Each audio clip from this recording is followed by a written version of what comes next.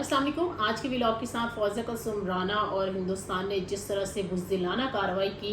और हमने देखा कि ज़ाहिर है जवाबन पाकिस्तान को भी कार्रवाई करना पड़ी और जिस तरह से पूरी दुनिया ने यह तस्लीम कर लिया पाकिस्तानी एयरफोर्स की जो इस्तेदाद है कि जिस तरह से 3 राफेल और 2 और जो जहाज़ हिंदुस्तान के अब तक गिराए जा चुके हैं, 5 जहाज़ गिराए गए हैं। अब देखिए कि बारहा पाकिस्तान कह रहा था कि उसका पहलगाम वाक़े से कोई ताल्लुक नहीं है, गैर जानिबदाराना जो तहकीकात है वो कराई जाएँ। यूएन ने भी इस पर बात की, यूएन की सलामती कौंसिल ने भी बात की और वार्न भी किया गया था कि इंडिया पाकिस्तान कोई एस्केलेशन ना करे, लेकिन हमने देखा है ज़ाहिर है फिर डेटरेंस के लिए पाकिस्तान को तो जवाबी कार्रवाई इन अ सेंस कि जिस तरह से हिंदुस्तान ने पाकिस्तान की शहरी आबादियों को नुकसान पहुंचाया है और फिर उनके जनाजों का भी जिस तरह से हिंदुस्तानी मीडिया जो है वो मजाक उड़ा रहा है, छोटे से बच्चे को शहीद होने पर सेलिब्रेट किया जा रहा है, तो उनकी जहनी सेहत चैलेंज नज़र आती है। इसमें कोई भी मुल्क ऐसा नहीं हो सकता है जिस तरह से मसाजिद को निशाना बनाया गया है और मुसलमानों की जो मुकद्दस किताब है कुरान पाक, जिस तरह से उसकी मतलब कि ज़ाहिर है जब अटैक किया गया तो क्या सूरत हाल बनी है। विजुअल्स आप लोगों ने देख भी ली होगी, बड़े डिस्टर्बिंग हैं।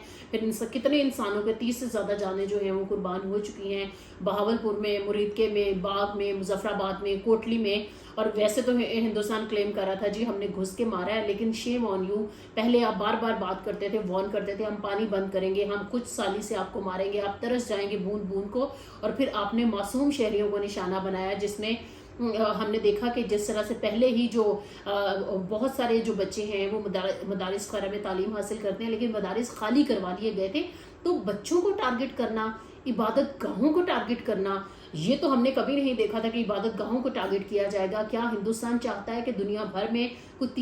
तीसरी जो आलमी जंग है वो छिड़ जाए जो कि मजहब की बिना पर हो? आपको मसाजिद से इतना डर क्यों लगता है? क्योंकि अगर आपकी अंदरूनी सूरत हाल की हम बात कर लें, हालिया हिंदुस्तान की सुप्रीम कोर्ट ने एक बिल पास किया था जो कि वक्फ अमलाक के हवाले से था, जिसमें मसाजिद और तमाम तर जो मजहबी मकामात हैं उनको अपने कंट्रोल में वो लेना चाहते थे। इससे पहले ज़ाहिर है वो दावेदार रहे हैं हमेशा से सेकुलर रियासत के, जो कि वो थे तो नहीं, उन्होंने एक वो मकरू निकाब जो है आरएसएस के गुंडों ने उन्होंने चढ़ा रखा है, लेकिन वो पूरी दुनिया में अब बेनकाब हो गए हैं।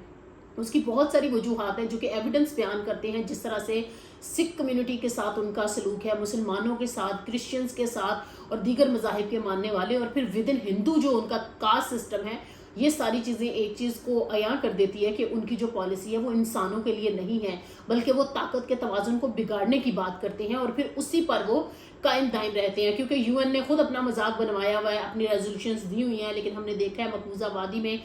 अभी तक इम्प्लीमेंट नहीं हुआ है कि इस्तिस्वाब राय का जो हक है वो कश्मीरियों को दिया जाए। एनीवेज, ये जो अब तवज्जो हटाने के लिए मोदी ने धुआं फूंका है ना कि आग उसके घर में लगी हुई है और वो चाहता है कि वो धुआं कहीं और फैल जाए, पाकिस्तान ने नाकाम बना दी है ये कोशिश। और जिस तरह से अगेन एंड अगेन थ्रेट किया जा रहा है और दुनिया को एक भोंडा किस्म का वो बयानिया देना चाहते हैं कि उन्होंने पाकिस्तान में दहशत गर्दों को टारगेट किया है, तो क्या हमारी मसाजिद जो हैं वो दहशत गर्द थी? क्या कुरान पाक जो है वो दहशत गर्द था? नाउज़ुबिल्लाह। ये मतलब कि अपने टारगेट वो जो 7 साल का बच्चा शहीद हुआ है, क्या वो दहशत गर्द था? आपको डर किससे? औरतों से, बच्चों से, बहनों से, बेटियों से। शेम ऑन यू इंडिया, जो आप लोगों ने किया, आप लोगों को ये नहीं करना चाहिए था। और ये खित्ता अमन का ख़्वाह है, इस खित्ते के मसाइल कुछ और हैं, हमें अच्छी हमसायगी दरकार है। यहाँ पर जो लोग बसने वाले हैं, चाहे वो इधर हैं या उधर हैं, उनके मसाइल कुछ और हैं। लेकिन ये जो मोदी का जंग का जुनून है ना, हमें नजर आया कि पहले तो गीदड़ भपकियाँ लग रही थी, लेकिन जिस तरह बुज़दिलाना कार्रवाई कल शब की गई है उसकी हम पुरजोर मजम्मत करते हैं। पाकिस्तान बिल्कुल भी जंग का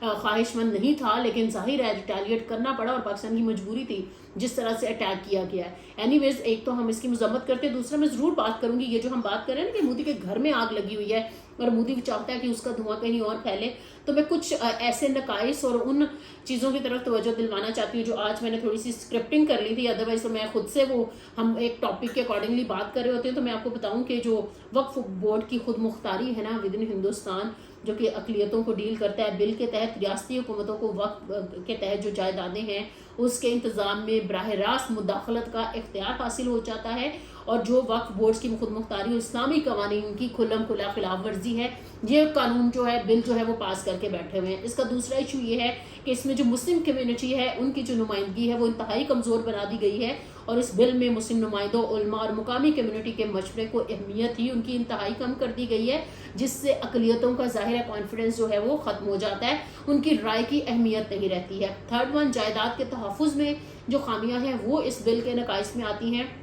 क्योंकि वक्त के तहत जो जायदादें हैं उनको हुकूमती कंट्रोल में लेकर ان کو لیز دینا یا دیگر طریقوں سے فروخت کرنا، کسی اور کو منتقل کر دینا، اور وقف کے جو اصلی مذہبی اور فلاحی مقاصد ہے اس کے بالکل یہ اگینسٹ جاتا ہے. تو یہ کارنامہ بھی انجام دیا جا چکا ہے. پھر جو ہے ریاستی مداخلت، اور ظاہر ہے اس کا پھر سیاسی استعمال شروع ہو جائے گا. یہ بل جو ہے ہندوستان نے جو پاس کیا ہے، بل حکومت کو یہ اجازت دے دیتا ہے کہ وہ وقف کی جو جائیدادیں ہیں عوامی مفاد کے نام پر، جی ہم آپ کی ویلفیئر کر رہے ہیں، تو مختلف اسکیموں میں انویسٹ کرنا شروع کر دیں، جس سے کمیونٹی کو نقصان ہوگا. اور آپ دیکھیں کہ اکثریتی جو سیاسی مفادات ہیں اس کے تابع وہ ساری چیزیں جو ہیں، وہ فنڈز، جو پیسہ ہے وہ استعمال ہونا شروع ہو جائے گا. پھر عدالتی نگرانی بہت محدود ہے، اس میں عدالت کا بالکل رول نہیں رہ جائے گا. عدالت میں قانونی چارہ جوئی، عدالتی نگرانی کے امکانات کم ہو کر رہ جائیں گے، جس سے کمیونٹی کے لیے انصاف کا حصول انتہائی مشکل ہو جائے گا. من پسند فیصلے. پھر جو شفافیت کا فقدان اس میں نظر آتا ہے جی، کہ وقف جائیدادوں کے جو مالی معاملات ہیں اور ان کے استعمال میں شفافیت کو خاص طور پر جو بہت کمزور قسم کی ایک گارنٹی ہے، جس سے کرپشن، نیپٹزم کے جو امکانات ہیں وہ بڑھ جائیں گے. اور مطلب کہ یہ ساری چیزیں. اور دیکھیں کہ یہ بل ابھی تک وہ کہتے ہیں نا کہ خاموشی، وہ پاس تو کرا لیا گیا. اب وہ جو ایک آگ جو لگنی ہے ہندوستان میں، تو ہندوستان نے کیا کیا کہ مودی نے اپنی پاپولیرٹی بڑھانے کے لیے پاکستان پر ایک جنگ مسلط کر دی، اور کس طرح سے پاکستان کی شہری آبادیوں کو نشانہ بنایا. تو مودی کو لگتا ہے کہ بہت دن تک وہ جنگ لگا کے رکھے گا، اور اس کے جو گھر سے اٹھنے والا دھواں ہے وہ اس کی آنکھیں جو ہے وہ نہیں بند کروائے گا، اس کی آنکھوں میں جلن نہیں ہوگی، وہ دھندلا نہیں دیکھے گا، اسے نظر کچھ نہیں آئے گا، اس کی بینائی مزید کمزور پڑ جائے گی. کیونکہ یہ جو بزدلانہ ایفرٹ کی گئی ہے کہہ لیں عام انسانوں کو، عام شہریوں کو نشانہ بنانے کی، یہ انتہائی قابل مذمت ہے، اور یہ جنگی کنائن میں آتا ہے. پھر دوسرا اہم ترین پہلو یہ ہے کہ جس طرح سے ہندوستان ہمیشہ سے کلیم کرتا آیا کہ we are a big nation, اور ہم اس طرح سے ہمارا جو تمام تر دفاعی سسٹم ہے وہ بہت زیادہ وہ ہے، اس کی پول بھی کھل گئی ہے. ہم نے دیکھ لیا کہ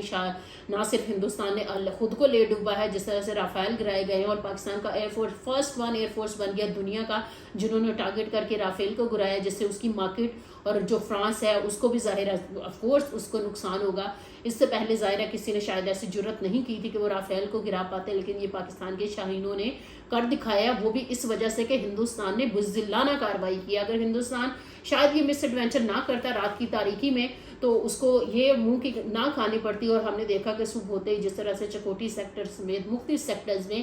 سفید جھنڈے لہرا دیے گئے، اور پھر کیا ہے کہ اپنی شکست جو ہے وہ تسلیم کر لی. لیکن ایک جھوٹا قسم کا ہندوستانی میڈیا ہے جو کہ اپنی بہت ساری، وہ کہتے ہیں نا کہ گیدڑ وبکیاں جو مارتا ہوا ہمیں دکھائی دیا. ایک ادارہ ہے ڈیجیٹل رائٹس فاؤنڈیشن، جس کو نگر داد صاحبہ لیڈ کرتی ہیں، انہوں نے ایک بڑی اچھی فیکچول رپورٹ آج جاری کی ہے، جس کے تحت ہندوستان اور پاکستانی میڈیا میں بہت ساری جیسے